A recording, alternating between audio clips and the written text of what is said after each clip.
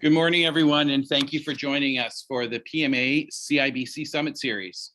Today's episode 4 of Season 3. Thank you to everyone in the audience today and in the industry for such strong support to keep this summit fresh with new topics and discussions each month. Before we get started with our program, we acknowledge the land that we are meeting on is the traditional territory of many nations, including the Mississaugas of the Credit, the Anishinaabe, the Chippewa, the Haudenosaunee, and the Wendat peoples, and is now home to many diverse First Nations, Inuit, and Métis. We also acknowledge that Toronto is covered by Treaty 13 of the Mississaugas of the Credit. We're grateful to have the opportunity to work on this land, and by doing so, we give our respect to its first inhabitants. And because our audience is national, if you're joining us from outside the Toronto area, I encourage you to learn more about the traditional territories where you live, learn, and work. And finally, before we get started, we should stop and mention the tragedy in Texas this week. And our thoughts and prayers are with the families and victims from up here in Canada. So welcome, my name is Chris Markovic, and on behalf of PMA Breather Group, CIBC, our title sponsor, and our media partner, McEwitt, we are thrilled to have you all join us. Today we have a very interesting topic to unpack, and we've put together an amazing panel to help us explore and understand where we are headed. We're joined by real estate industry leaders who bring with us different perspectives on the situation at hand. So I'll go around the room and everyone will introduce themselves, and then we'll get started. First, we have Stan Ivanakovic, who's the VP of Business Development and Development Consulting at Environics. We have Lior Margulies, the real estate group leader at Robbins Appleby LLP. Sherry Speakman, National Manager of Builder Business Development at CIBC. And finally, Andy Breather, who will kick off our conversation today by setting the stage with a market overview and some thoughts on where we are today. Andy, go ahead. Thank you, Chris, so much. And to my fellow panelists, Lior and Stan and Sherry, I'm delighted to share this panel with you this morning. I'm going to cover 3 very quick points. The first is who turned the lights out? There's probably a song there somewhere. Who turned the lights out? Who? If you were a live audience, I'd get you all on your feet. We'd probably sing that together. Where is this market headed? Like, where are we going in the next several months? And the third component, how long will this last? Perhaps how deep might this correction or reassignment or realignment go? And so those are the 3 key component parts. So let's talk about who turned the lights out. Well, if you've been following the CIBC Summit Series, a year ago, we predicted the spring of this year would be the first signs of change in the marketplace. So we were right on with that. I actually picked, if just for fun, I picked April the 13th, and that just happened to be, I didn't know at the time, but that happened to be the Bank of Canada's decision day to move interest rates 50 basis points, the first time in 20 years. And the impact of that particular move after a quarter-point move in March, 2 subsequent months back to back, literally shocked the market. It was purposeful, it was intended, but it had a very, very immediate, impactful response from the consumer. So much of our real estate lives is built on emotion and the psychology of a market. The time to buy, when to sell, when to move, why to move, work, live, play. It's all related around our lifestyle and therefore a very emotional decision. And so the psychology of real estate is almost a science in itself. And this psychology crept into the market here in the first quarter, at the end of the first quarter, after a very, very frothy January, February, March. In fact, it's interesting to look at the period. I'll show you a graph in a few minutes, but the actual movement of price, although exaggerated in the media that it was significant year-over-year measurement, had been relatively stable through the fall of 2021. It actually only moved about 6% over 7 or 8 months, and so it was reasonably stable. But the first quarter, the consumer saw the announcements of interest rate movement coming.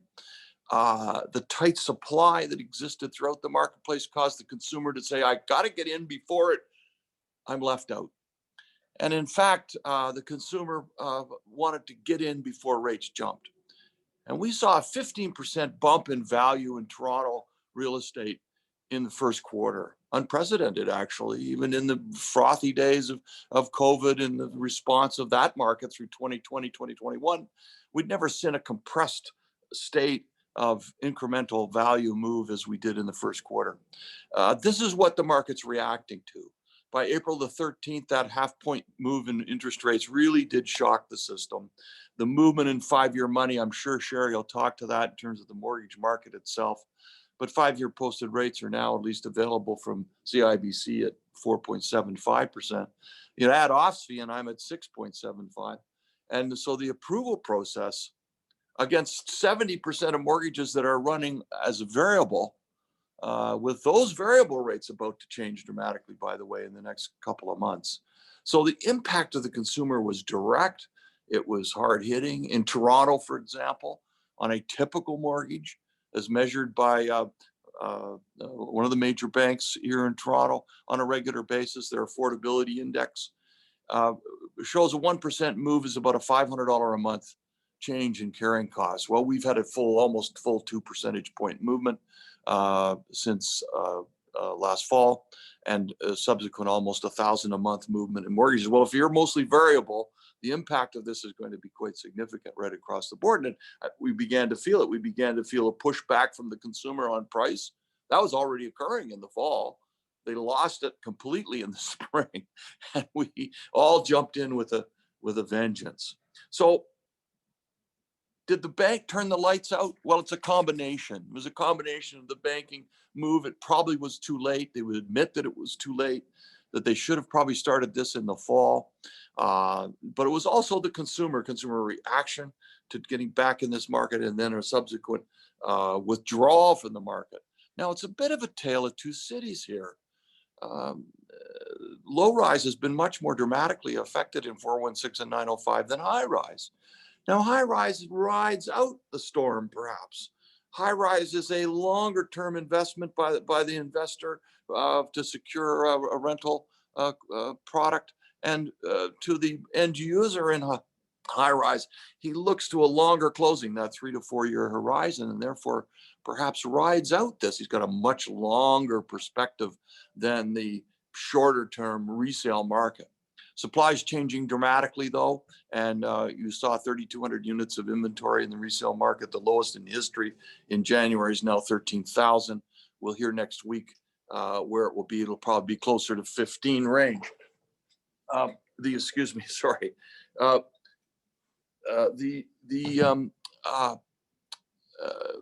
The market is therefore has reacted to this in a very significant way. So where are we moving? Well, it's moving from free money to cheap money. You know, throughout the 1990s, we had an average interest rate of mortgages at 11 3/4.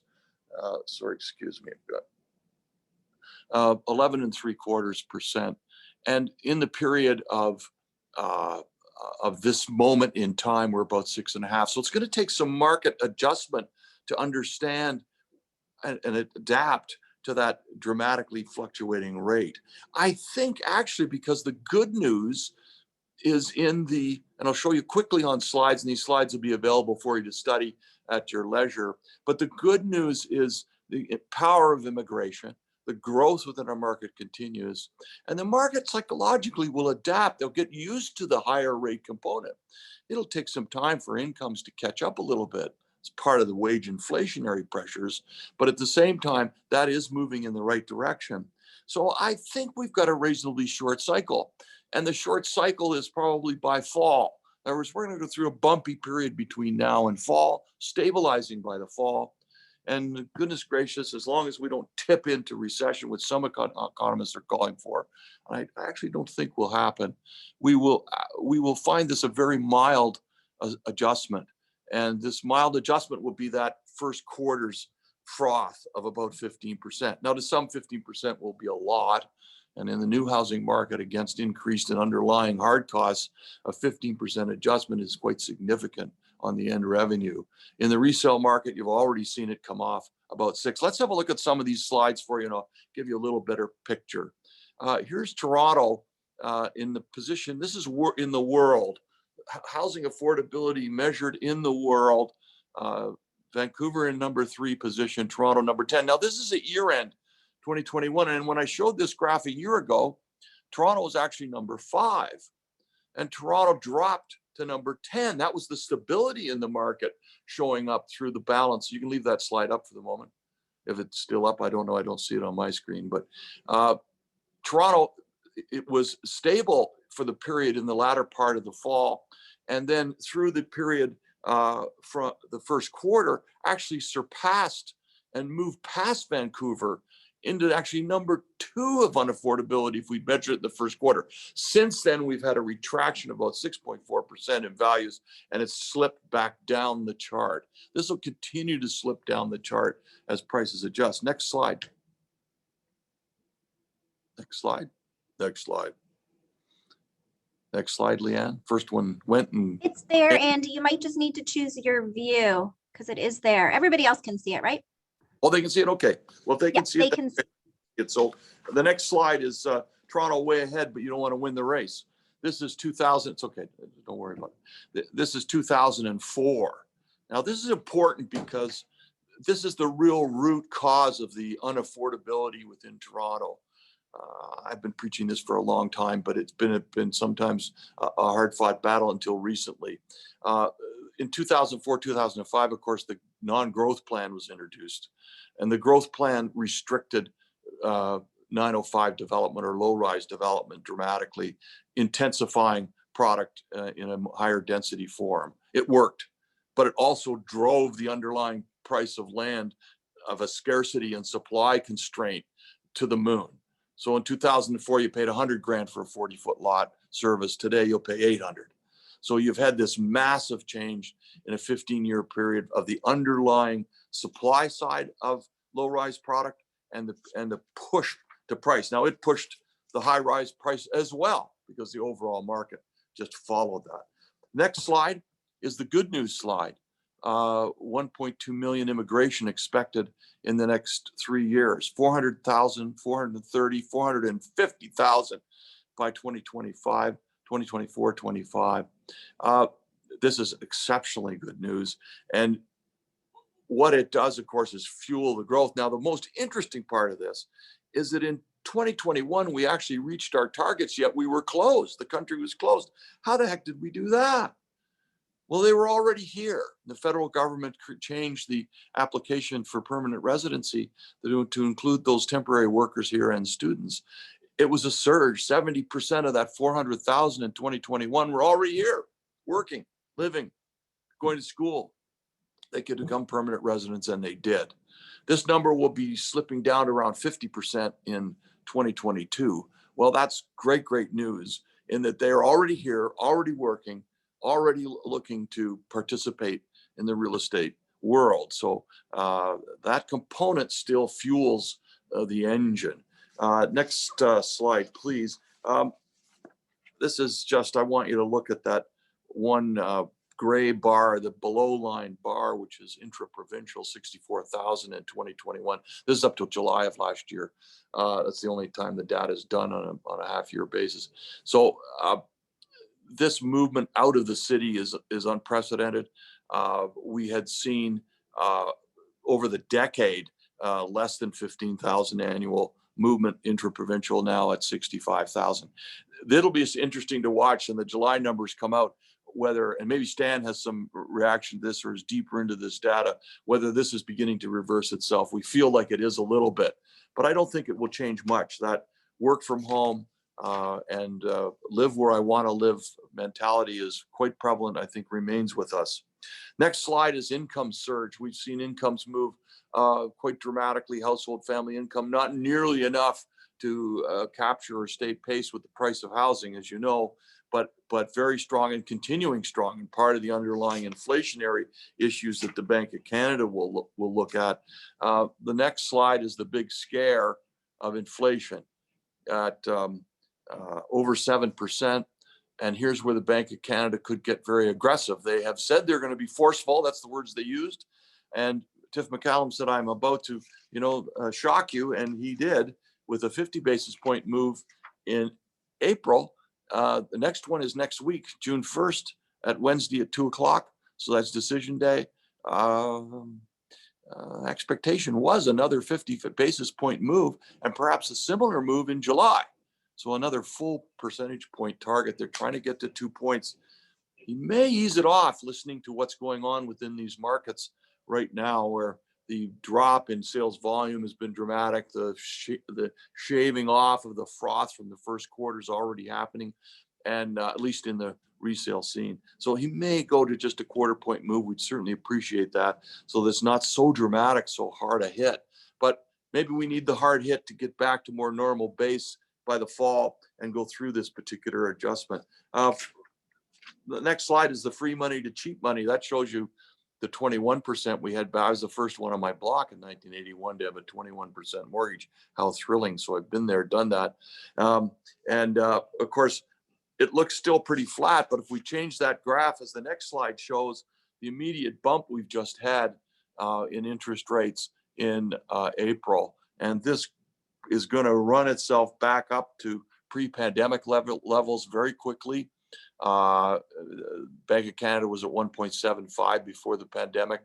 We'll get there very fast between now and probably August or the July movement, and if not by September, and then go beyond. And the target for Bank of Canada is likely to be at least 3%, taking us back to levels that were evident during the pre-financial crisis in 2008. So you can expect a continuing movement of interest rates.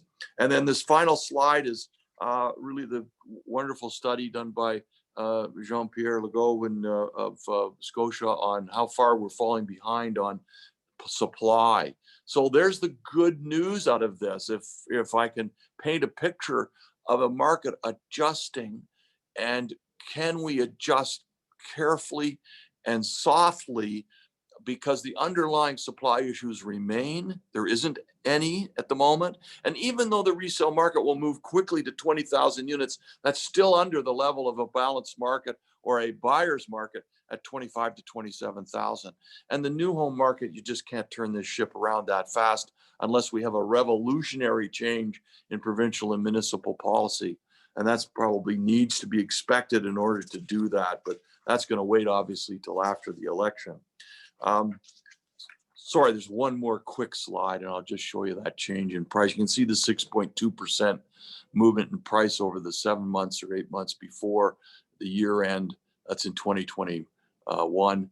The flurry of activity in 2022 first quarter, and then this adjustment in March and April. And this adjustment's going to continue until we've probably balanced out back to about midpoint of last year.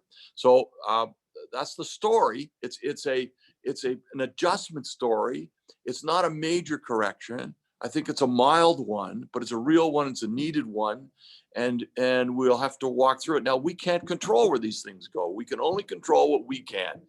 And you saw Mattamy last week introduce 2.9% 4-year money. You're going to see an insurgence of incentive packaging on the new home side in order to move product. That will happen through these next 4 or 5 or 6 months until the market balances in low rise. In high rise, it'll depend on the investor, whether he gets caught in the variable rate mortgage issue moving forward, and how does he'll pull back a little. So high rise will soften, but high rise may dodge this bullet, and in fact may just ride right through this market. And currently it's 65 to 70% of our overall absorption. So we expect that to continue to be very strong. That's the story. I'm going to turn it back to Chris. That's the story. Thanks, Andy. So we're coming into unprecedented projections on incoming new Canadians and immigration. Stan, I know that Environics is tracking a few key metrics and areas, especially as it relates to our industry in the development real estate space. I know that new to Canada and wealth highlights and secondary smaller markets are somewhat interesting to this group. Let's chat a little bit, Stan. What can you tell us? Yeah, so certainly quite a few data points that we can talk about today. And what I'm hoping to do is kind of get into some of the numbers behind the recent census that was conducted. And there's just recently been some releases around dwellings as well as pop counts at various levels. And also want to take a look at the balance sheet of Canadians, as well as some of the things that we've already been talking about, which is immigration, but also inter and intra-provincial immigration, which I think has been a trend that's already started before COVID actually, and just accelerated since. So what I'll do is I'll just jump into a few slides. I do promise this will not be a death by PowerPoint, but I just wanted to visualize some of the data in terms of the wealth, immigration, as well as population growth, some of the key markets. So in terms of wealth, looking at the balance sheet sort of here, we look at a quarterly balance sheet of Canadian households through our Wealthscapes and Wealth Trends product. And just taking a look at the last few quarters back in 2021, we're obviously seeing some very strong growth in both net worth and assets. And not a lot of change in terms of liquid assets and debt. But as we jump to the next slide, you'll start to see what's really kind of starting to drive this. And of course, no surprise, real estate is driving a lot of that growth in net worth. And we're just looking at Toronto here, but a lot of these numbers ring true for various markets across Canada. You're starting to see that this mortgage debt number is also starting to creep up as well. So you can see from Q1 of last year, we were at about 173,000 per holding household of mortgage debt, getting up to just north of 200K at the end of Q3 in 2021. So that number is also starting to tick up, but as you can see, all those assets in real estate are also ticking up. So that's really driving up net worth of Canadians and Torontonians, of course. So a bit of a mixed grab bag here in terms of consumer debt. And obviously there's a lot of media reports on around consumer debt and where that's going in terms of credit card debt and other forms of debt. But again, looking at this on a quarterly basis, we did see a bit of a tick up in Q2 of last year, where we saw some growth in consumer debt and lines of credit and other forms of debt. And then in Q3, some of this started to drop off as well. So we did see that various forms of debt, including lines of credit, dipped back down in Q3. So this very eager to see what this is going to look like in our Q4 numbers, and we'll have those shortly. But this could be a trend that we're going to be seeing across the board. So we're eager to look at those numbers as well. So I want to mention this one. I call this the bank of mom and dad, or the bank of the parents, or iBank. So one thing that obviously we've been talking about is the balance sheet of Canadians of their households, and of course that's critical to look at. We'll be talking about immigration shortly, but inheritance is a really big piece of how Canadians afford homes and other purchases, and we're able to actually look at predicting where there are large amounts of wealth transfer within the Canadian market. And we can actually map this out by market and take a look at, are there areas with higher incidence or higher probability of having amounts transferred to the younger generations. So one thing to certainly keep in mind when you're thinking about affordability, as well as where there's wealth, is not just where it's at in terms of the people holding the money today, but where's the money going to be held tomorrow. So I wanted to jump into some movers and shakers from the recent census. So there's been some discussion already about some of these secondary or tertiary markets and some of the intra-provincial migration taking place. So I wanted to shed some light on some of those numbers. So let's jump into some of the movers and shakers. For those of you that aren't familiar with some of the lingo or acronyms that are used by Stats Canada, the CMA is a census metropolitan area, and these are larger cities. We'll talk about some of these as we go through the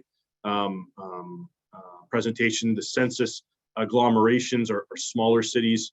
And you can see that there is a trend, obviously, here with Ontario and BC cities really leading the charge. Some of these ones are ones that we know about. Kelowna, Chilliwack, London, Ontario, obviously a big growth city, Nanaimo, Kamloops, and the KW, Oshawa. Halifax is one that probably some folks had some thoughts around, and certainly we're seeing that growth. So quite a bit of growth in some of these markets. And of course, Moncton and New Brunswick seeing some growth there too. In terms of some of these smaller cities, I think we're seeing something a little bit different here. When you look at some of these cities, a lot of these are potentially retirement communities, but also communities where they offer amenities around destinations or vacation type living. And you're starting to see that with, Wasaga Beach showing up. We'll talk about Wasaga Beach in a little bit with the seniors population, huge retirement population in Wasaga Beach, but also other cities like Tillsonburg, Collingwood. We've known this has been going on for a while in Collingwood, still very strong growth in Collingwood.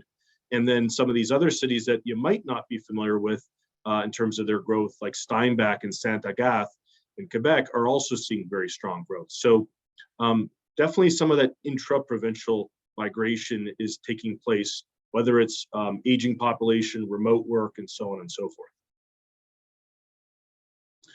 Now let's talk about some of the big fish. In terms of some of the largest cities in Canada, these are the 15 largest cities, and we're looking at growth over the last 5 years leading up to the census that was conducted last year. As you can see, leading the charge are a couple of Ontario cities, Brampton and London. In terms of some of the BC cities, they do pop up again with Surrey in here. But then again, we're going to various cities across the country, including Halifax, Ottawa, Edmonton. As you go down to the bottom here, you do see that Toronto is, at 2.3% growth.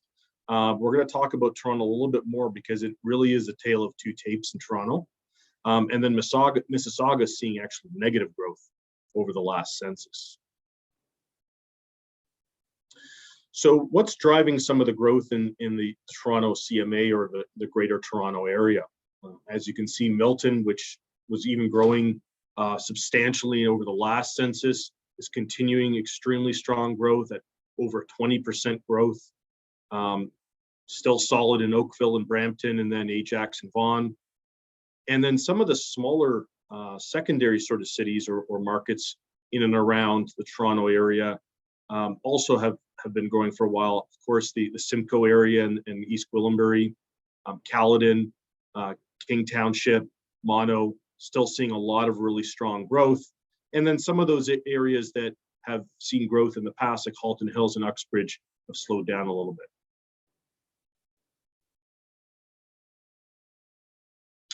So I mentioned kind of how Toronto was a bit of a tale of two tapes, and it really is. And we're seeing this tale of two tapes really in a couple of large cities across Canada. And in other cities, we're seeing balanced growth, actually. So if you take a look at some of this imbalanced growth in terms of large cities in Canada, you see that Halifax, Montreal, Calgary, and Toronto really have some very imbalanced growth in that the downtown is vastly outpacing the surrounding areas in terms of growth. And then when you look at some of these other cities, London, Vancouver, Ottawa, Winnipeg, and so forth, you're seeing a little bit more of a balanced growth across those cities. So a bit of a different story when you look at the largest cities in Canada in terms of where the growth is taking place. Okay, lots of talk about immigration and migration. Let's dive in. So as Andy mentioned, we had obviously immigration taking place last year in the form of people that were already in the country or the province or the markets across Canada and became permanent residents. And we're also seeing that the non-permanent residents tailed off last year. Partially, some of that is because they became permanent residents. But that natural increase number has been steadily declining, as all of you can imagine. This has been something that's been going on in the Western world and G7, G20 countries for quite some time. So really the growth in Canada and many markets across Canada going forward will continue to be immigration, of course. I mentioned earlier in terms of some of that intra-provincial migration and that trend. And I just want to point your eyes to the red arrow here. So around the 2017, 2018 mark, we really see the trend changing. It was very stagnant or steady across the last 10 odd years, 15 years in terms of intra-provincial migration. And then right before 2018, 2019, we see the trends starting to spike up. So I think a lot of folks have concluded that this was really something spurred on by the COVID pandemic. However, this actually did start prior to the pandemic. So this is a trend that is probably not going to change anytime soon, but certainly something that started before the pandemic and has accelerated since, of course. In terms of immigration and that migration, looking at some of the largest cities, Montreal, Toronto, Vancouver, we talked a little bit about their growth.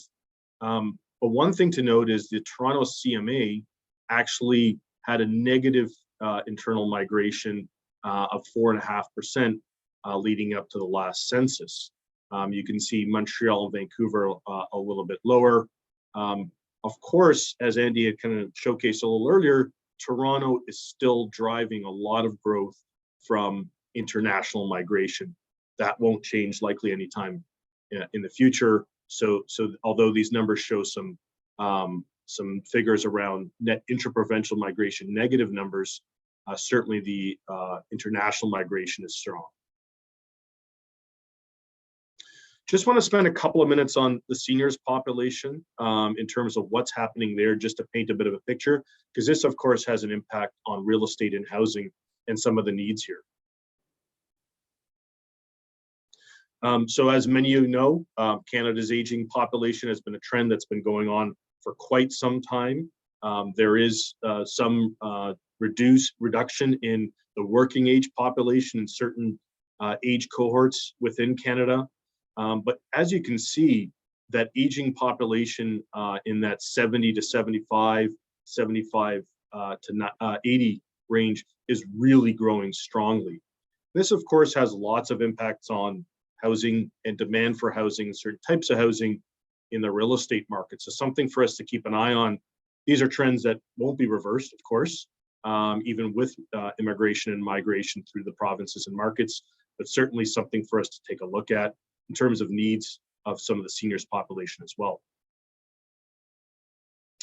I mentioned earlier some of the markets or cities that are seeing growth, and some of those cities like Wasaga Beach, for example, and others.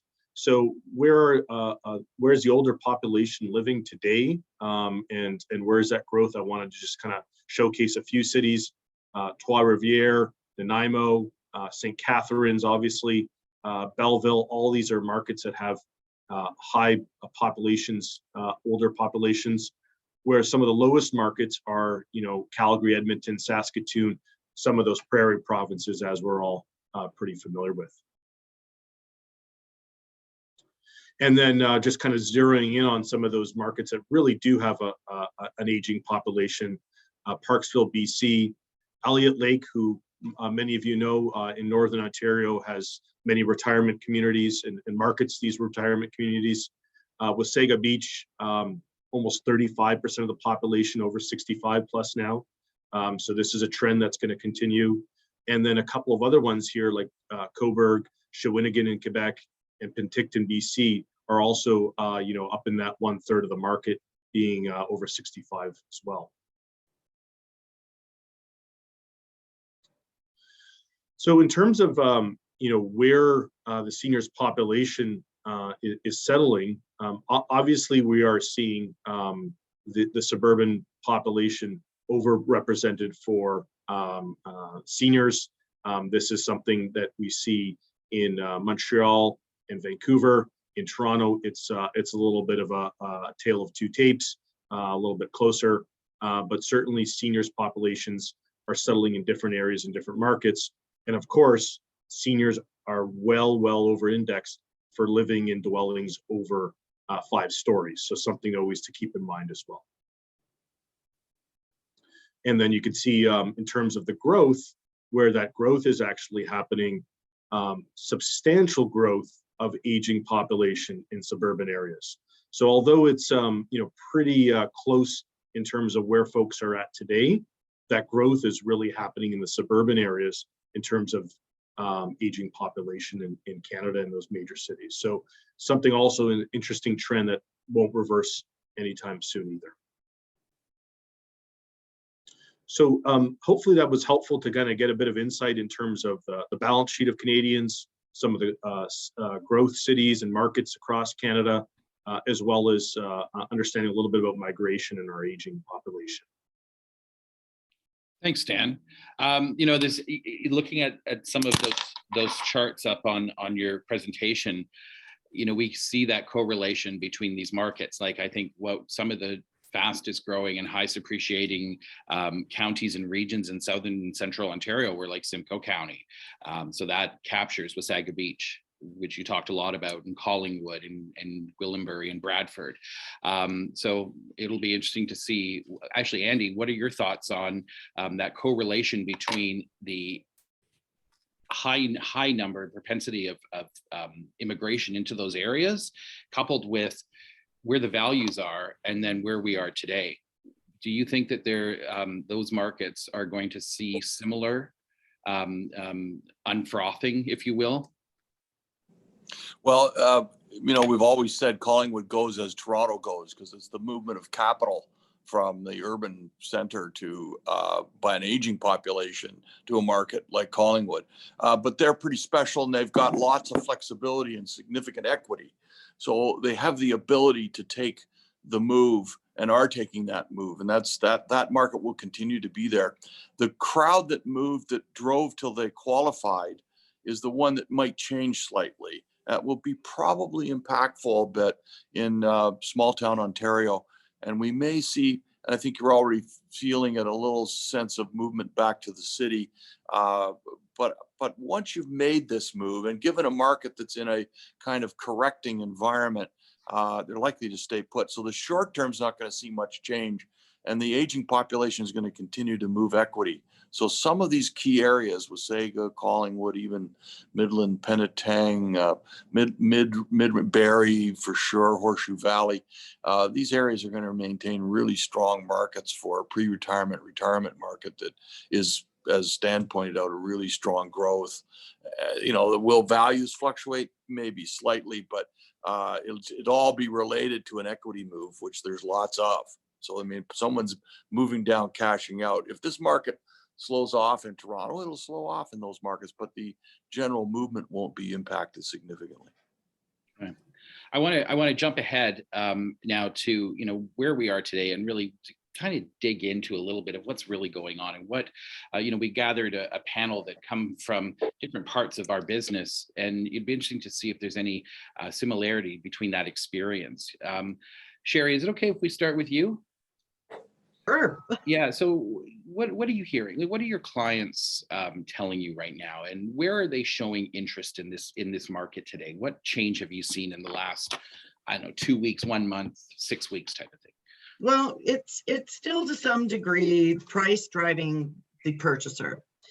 If that means moving further east, west, north, or south of the GTA, that's still where they are going.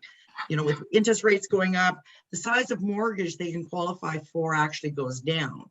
So they continue to drive, just like Andy said, until they qualify.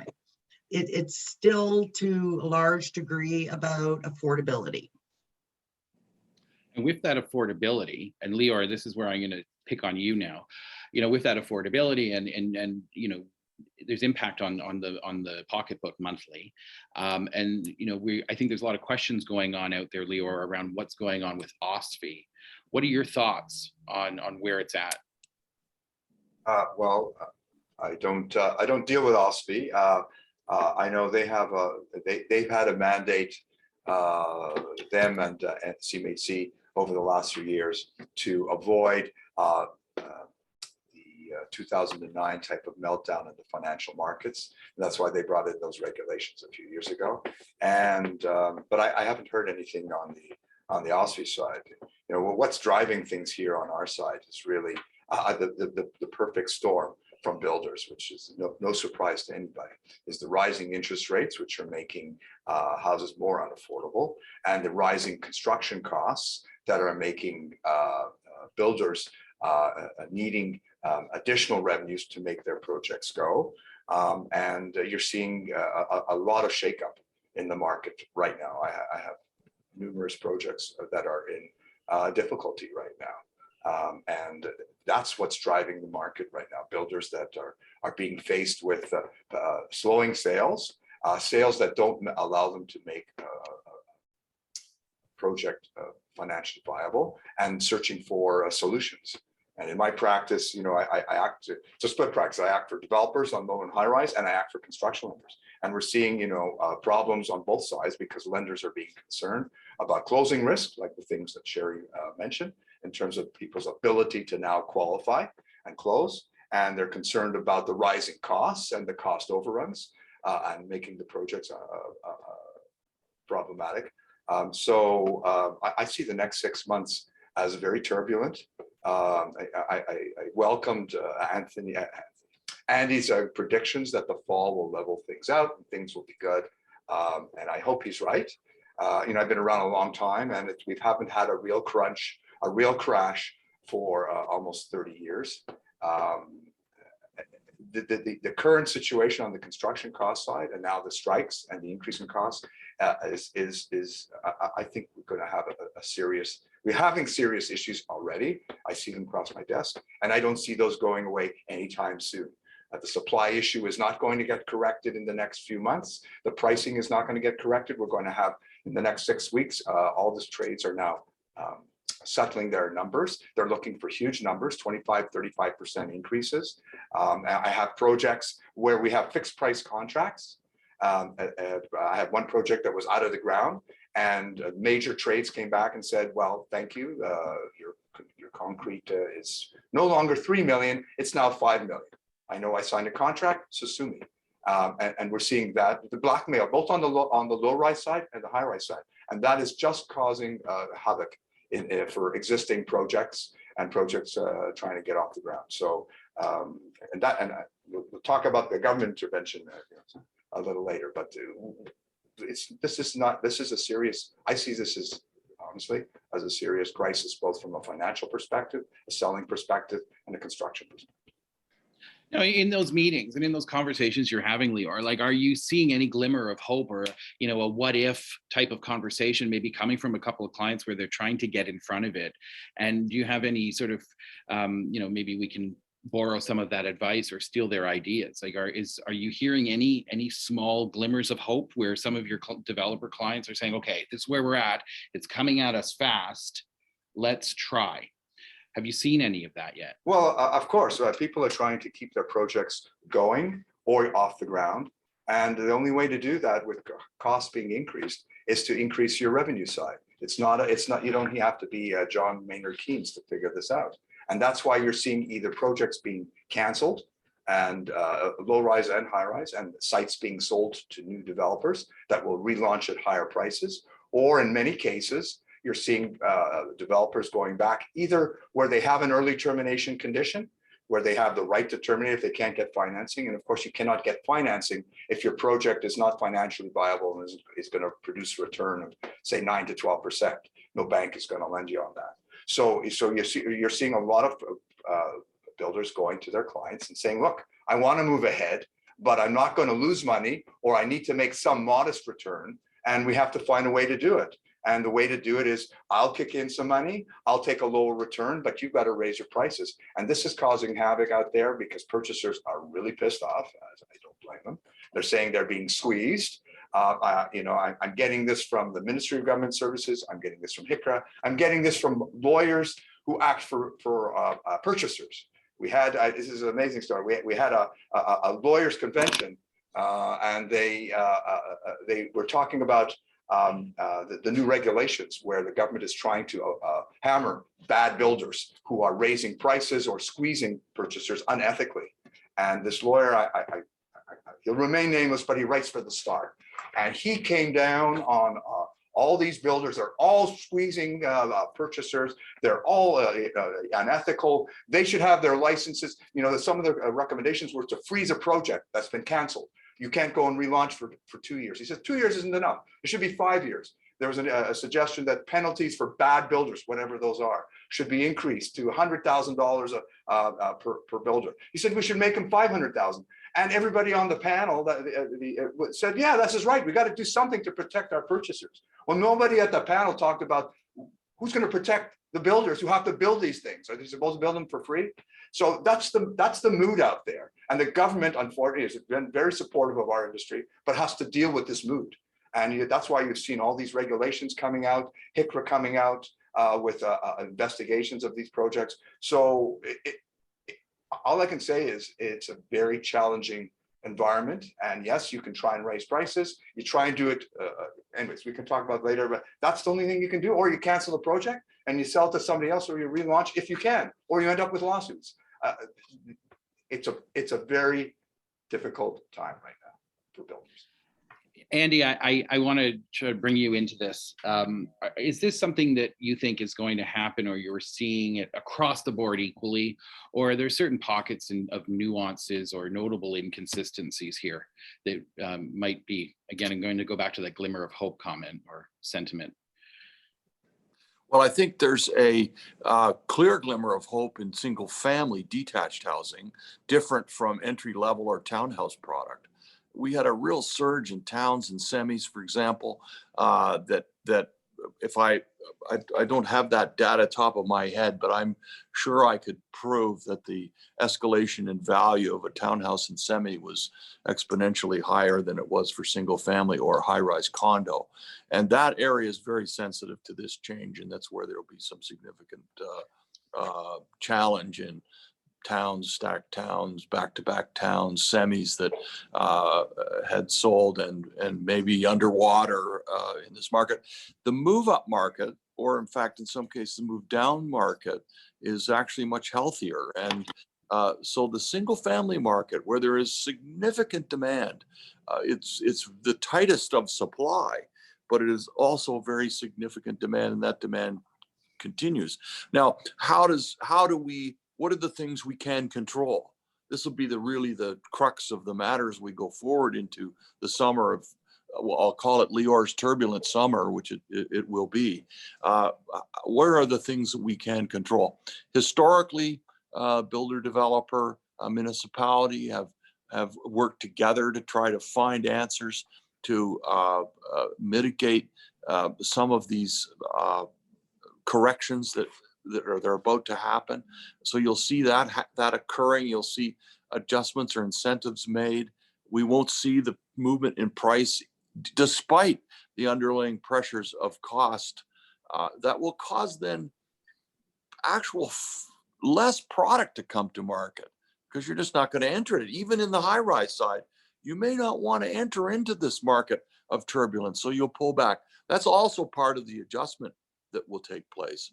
So I'm very hopeful on the single family market side. I'm less hopeful on towns and semis, but I know that the industry is amazingly resilient, amazingly creative. And having gone through these several times in my career, we'll find an answer of the areas we can control. We'll find an answer to be able to actually move product. We won't move as much as we were. Absorptions will be significantly less, but we will survive through this and find ways in the areas we can control, and we'll manage that process. Yes, there'll be some severe suffering along the way, and there will be some victims of the marketplace that will be untoward. But overall, it'll be very turbulent for 6 months and then leading to a greater stability It's probably needed, probably warranted, is probably a good thing. We could not sustain the frothy movement in prices against income and in underlying inflation, just couldn't be sustained. So we were expecting this to occur. What I find surprising, or at least for the first time in my career, is how fast it happened. It's been very fast. The cycle, like who turned the lights out? The psychological turn by the consumer has been very quick. And so that gives me actual hope that the turn back on of the lights will be quick too. That we'll go through a very turbulent time, as Lior describes, through the summer. And then by fall, we'll come back to a more stable market. We will have adjusted. The market will have adjusted. The resale market will adjust very, very fast. And it is already. And we'll reach, and I don't think we go over the precipice. I don't think there is any indicators, because of both supply issues and strong immigration and reasonable interest rates. And we got to remember that people have to get used to this new level. That's going to take some psychological adjustment. But the underlying positives of Toronto, why does Microsoft take 4 floors here for their head office in Canada, right? You've got an enormous tech support market here in Toronto that's been revolutionary. And I think that there's so many underlying positives that will stabilize markets over time. It's just going to take time. I think so too. That's my hopeful feeling. And I think also a lot of the issues that we talked about 6 months ago, a year ago, the issues with supply, opening up and making, creating more of a unrocky path for us to bring projects to market and for us to actually deliver housing to the people of Ontario. Those issues aren't going to go away just because we have a little blip on the radar for the next 6 months, right? It's why this election in June the 2nd and the municipal elections in November are some of the most important in our lifetime. Critical. We have to get support from our political leaders to unleash the supply side. It's a very difficult challenge, and there are answers. Housing Affordability Task Force showed 57 of them, I think it is, and so the answers are there. It's just the political will to do it. Exactly. I think and Stefano sent us a great question, and we'll come back to it, but I'm going to read it out and start thinking about it, because Sherry and I are going to talk now on getting in front of it and what, enough of what we've seen, what are we doing? But the question from Stefano, and everybody in the audience, please send in, post your questions to the Q&A. We'll try and get to as many of them as we can. But this question I want you to think about is, and it goes to that, the municipal issue, the provincial issue, bringing infrastructure in. The question is, what impact to the housing market will the proposed Highway 413 have? Think about that, Sherry, you and I. Forget the last couple of weeks. We know, we've seen it. I think that what on your side, what direction, what guidance, and what strategies are you guys putting in place on your side of the business to get in front of this and to do things differently? Well, I don't know if it's a matter of doing things differently. I mean, we continue to encourage our team to go through a discovery and information process with each purchaser. Educating them on what they need to know. We like to ensure that the purchasers review all their options, and that they can make their purchase well informed based on whatever their needs are. So, we've known each other for a long time. Sherry, PMA, we've known and been associated with you personally for some time over the years in this industry. Mm-hmm. What are you looking to maybe upskill to your teams when they're your frontline teams, when they're dealing with home buyers, and those home buyers are now coming in maybe with questions from before that we haven't heard for some time? It's coming back to consumer confidence, and again, it's back to information and customer service, giving them the comfort level that the information they're receiving is quantified information, and they're comfortable with it. Give them the options. I personally think where we're to help the purchasers get over this nervousness that they're in the midst of right now, based on income isn't there, house prices are high, rates are high. It's all going to go back to customer service and excelling at the customer service level, whether it's at our level with our mortgage advisor team, or your level with your sales teams on the floor, and being transparent. I think the Where we are. days of, the days of corralling home buyers into parking lots and putting them in queues, that's one thing that COVID I think has ended for us, right? I think that as an industry, we need to give consumers, like you said, more confidence. We're starting to see, Andy had mentioned, Mattamy and, the incentives around mortgages that they're able to offer. We're also starting to see other incentives starting to pop, pop into the picture a little bit more. Anyone on the panel can answer this. If there was a piece of advice, we're all in the industry, but if there was one or two things that we could do to give customers more confidence. And that whole idea, Cher, I agree with you, customer service, going back to the days of treating every single person in front of you like they are your most important customer, making the biggest purchase decision of their lives. That's why I got into this. Yeah. Like, we all love this business. We need to get back to that. Put down the clipboards, put down the order taking, and actually get, KYC, right? Get to know your customer and make it a memorable experience. But guys on the panel, what can we do to help, up consumer confidence? Is there anything we can do right now? Well, it's back to know your customer, know their needs, and know what their concerns are and address them accordingly. Andy? In a market that is in a state of flux like this, fear creates uncertainty, and uncertainty creates inaction. So our job is to, as Sherry points out quite correctly, instill the confidence and remind the world in this moment that shelter is a long-term investment. This is not a speculative commodity. The minute that it becomes so is the minute that we have corrections. And if we look back through the period of this Q1, we had a greater speculative impact than any of us really probably knew. And we're going to give that back. But to those who bought in 89 till 94, in the worst recession we have ever had, and prices collapsed by 30%, there was still strong absorption. It was not nearly the levels of 40,000 a year we're experiencing today, but it was 25 to 30. It didn't go to zero. And the market looks to the long-term investment of shelter and the long-term investment to your family and lifestyle, or the investor to the long-term period. That's why high-rise will kind of skip across the water here a little bit, other than those that may have got caught selling at very low prices. But I think our job now is to instill the long-term confidence of real estate investment in Toronto, not the 6 months of turbulence, but the next 5 years and the next 10 years. And you think about Toronto as a world-class city. There was a comment made, I think it was tourism or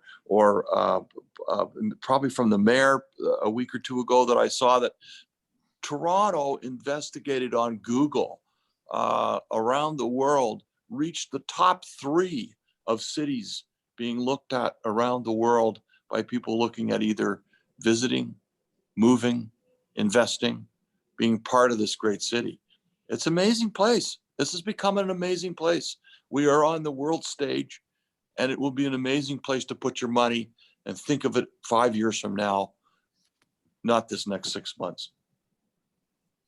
So let's go back to, that what I'm hearing is that let's stay the course. We need to think not, next week. It's important, but let's think what does our world look like and our business look like in a year or 5 years, 10 years, and staying the course and going back to those key fundamental issues to help open up and ease the ability of our business and our industry leaders to provide housing for the people of Ontario. It goes back to that. And that question around the 413, and David Miner sort of chimed in here in the Q&A, and I'm looking at the time and we're getting close. So I want to sort of keep going here. But, is it time to and Lior, this is a good one. Andy, this is a good one for you too. Let's debate this one. Is the time to reconsider the green belt? The environment is a important social item, but so is affordable housing or housing affordability. There's a key. This is the current debate in other areas. What are our thoughts? Like, the opening, the development of the new highway, the opening up of the green belt, the easing of restrictions at the municipal level. Are those confidence builders? That's definitely a stay the course to make sure that we're able to open up avenues for development in the years to come. But what do we need to do today? And is there any correlation to that important work and the current state of the market? Okay, well, you're talking, okay, and Andy's talked about supply, and I think it's totally unrealistic to expect that you're going to open up the green belt in any material way. So I would park that, move forward, and let's be realistic. That's not happening. It's a political minefield, and even with Doug Ford in power, he's only going to nibble at that. So let's park that. But let's park on how we deal with the two concepts, and there are two distinct concepts that people mishmash them together. You have housing affordability, and you have affordable housing. We're talking about here housing affordability for the vast majority of the population, how they can buy first starter homes, move up. There's affordable housing, which is an important concept, which the City of Toronto and others are focusing on, which are those people that are disadvantaged. We got to get housing for them too, whether it's rental or ownership. And how we fund that. And that's where the IZ issue comes into play. So you got to keep those separate. But the way to do this is where we're going, which is what the government has done so far with the housing affordability report. Bill 109, which came out, they passed it in 2 days. I think it's one of the fastest pieces of legislation that ever occurred, where they picked out a few things from the report to start moving the development process forward. And if you move it forward quickly, then you will create more supply. That's the key to creating more housing that will bring prices down. And that's where we have to focus on. The real key is what will happen with the new government. Will they actually take charge of the really more controversial provisions in that act and in that report and start putting them through? Because you have a real push and pull between the NIMBYism of local municipalities and what we have in Toronto, which nobody's mentioned, the yellow belt. If you look at the history of Toronto, it was anti-apartments from the word go, and it still is.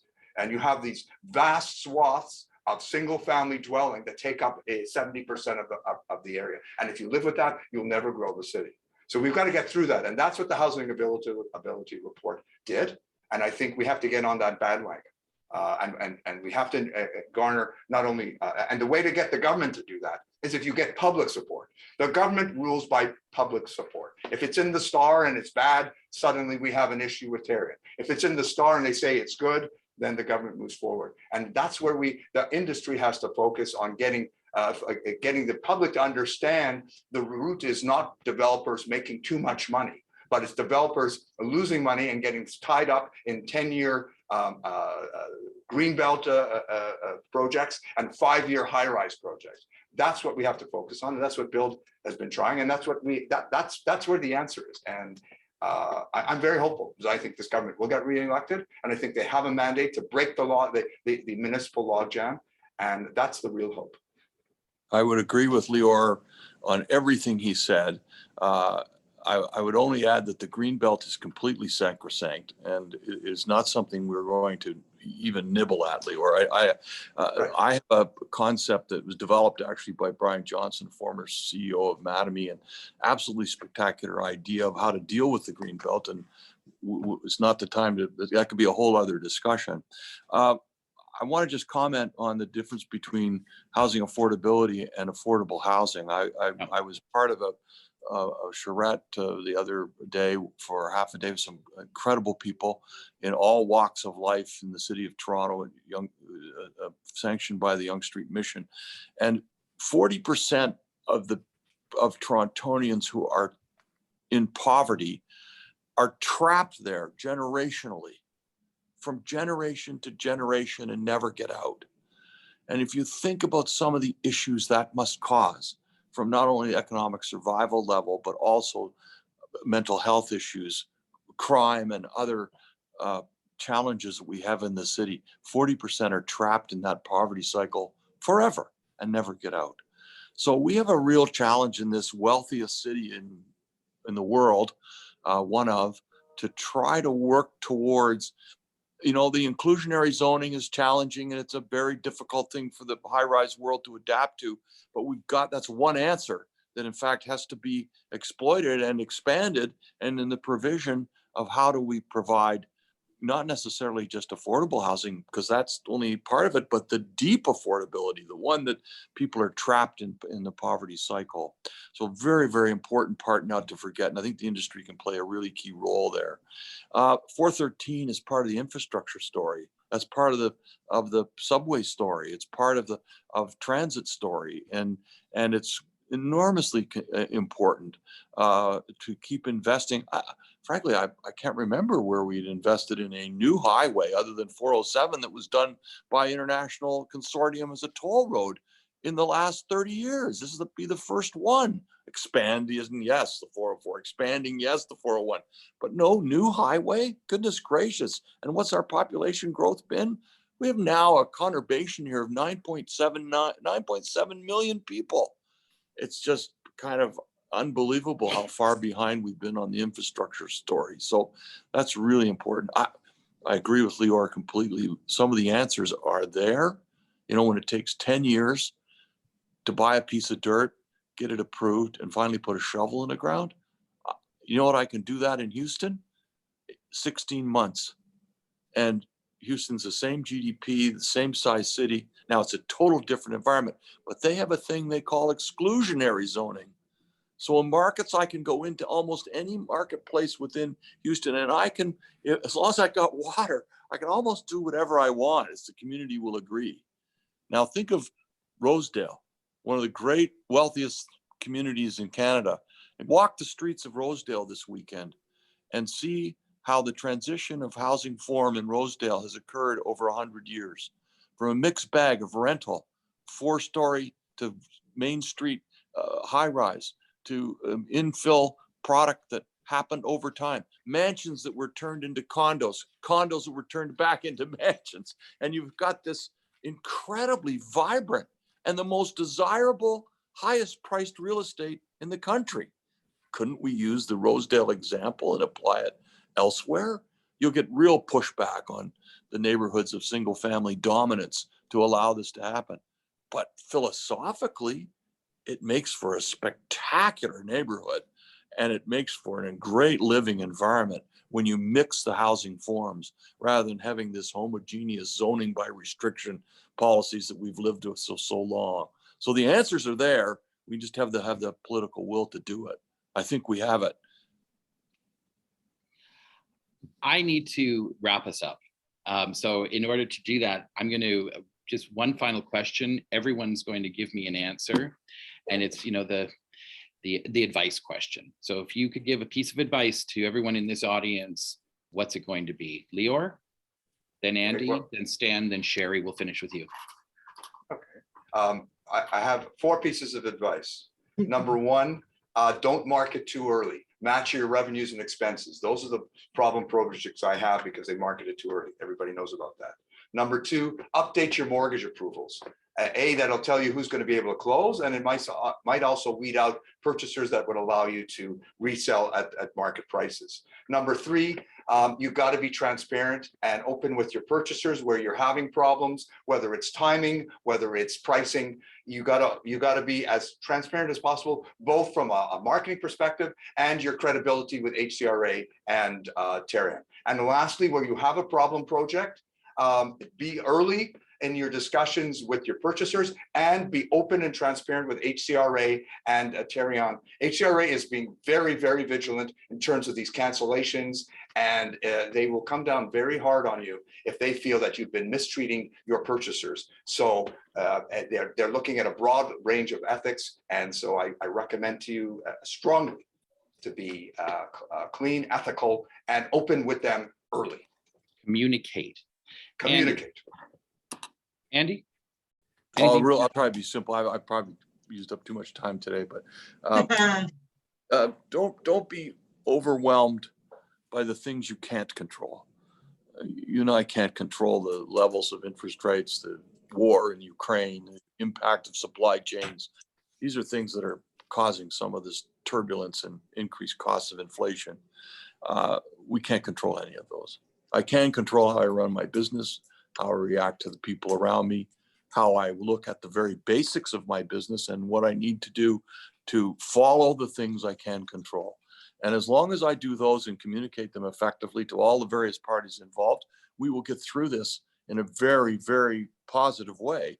And in fact, I look forward to a new level of affordability in this market and a return to stability later this year.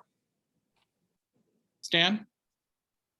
I'm going to echo Sherry on this one. Know your customer, know your prospective customer, know your markets, leverage your data. There's lots of tools out there to become more effective with your marketing and sales approaches, and go out there and use those tools. They're extremely efficient tools, and lots of opportunities to market more effectively out there today. Finally, Sherry. Oh, I get the last say. I love it. Leo, you're my hero. Well, we're big advocates of builders requesting their purchasers to provide them with their mortgage approvals at the onset, not waiting until just before you close, especially today when we are in such a rising rate environment and we have no indication of what even next week's going to look like. So it doesn't cost the purchaser anything to get their approval up front, and then they have the luxury of not worrying about it for, you know, whatever period of time it is until it closes.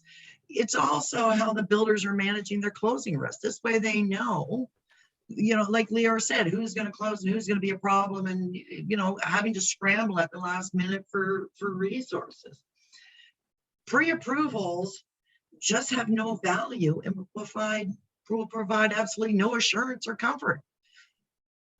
So I don't understand, you know, in this world, especially today, why pre-approvals are something that the builders are asking for and not asking for firm mortgage approvals, especially when banks today will go 12-month caps, 18-month caps, 24-month caps, 36-month caps. There's tremendous options out there to help manage the builder's risk and to help manage the purchaser's risk. So my advice is be proactive and not reactive. Excellent. Thank you, everybody. So now I'm going to do our famous draw, which is our lunch. Sherry, you should actually be doing it because I think you'll be reaching out to the winners. Well, hold it up and I'll read who the winner is. Yeah. The first one, congratulations to Steve Schaefer at SCS Consulting. And then we have Susan O'Brien from Consulate Development Group. Excellent. Congratulations, Susan. I'd like to thank all of our sponsors, and I'd like to thank our panel today. This was a great discussion. I think that, you know, the one thing I'm taking away is there's going to be, we will all still wake up in the morning the day after Labor Day. We will still all wake up on Christmas morning, and hopefully that, you know, we get through these, you know, this next 6 months or so, and we stay the course, and we stay true to, you know, the real dynamic issues and conversations that we've had, even on this panel, some of the debates that we've had on this, on our summit series. Stay the course, and let's continue to strive forward to provide inventory and housing for the people of Ontario. First, our CIBC, obviously our title sponsor and our industry partner. Thanks so much, Sherry, for everything that you and the bank are doing to support the program. SR Law, Balcony Bliss, My Design Studio. I actually had a chance to go and tour My Design Studio last week. For those builders out there in the audience that are still debating what to do with Design Studio and color selections, give them a shout. They've got an amazing facility. It's right around the corner from most of you know, the home builders' offices up in sort of just South Woodbridge area. Check them out. Sagan, Smart Touch, Next Home, Buzz Home, and of course our friends at Build and Orea, and then Reliance and Westmount Project. A special thank you to our event sponsor, McEwen Partnership. Again, you guys have been with us since the beginning. We're planning out next year and the year after, and I'm hoping that we'll continue this with you. And it's been a great ride, so thank you. And everyone in the audience, I said at the kickoff, without you being in the audience and participating and sending your feedback and ideas for new topics in upcoming episodes, we wouldn't be able to do it without you out there watching it. So thank you so much for joining us, and we'll see you next time. Have a great afternoon. Take care, everyone. All right, thanks, Lior. Bye. Thanks, Sherry. Thanks, Stan.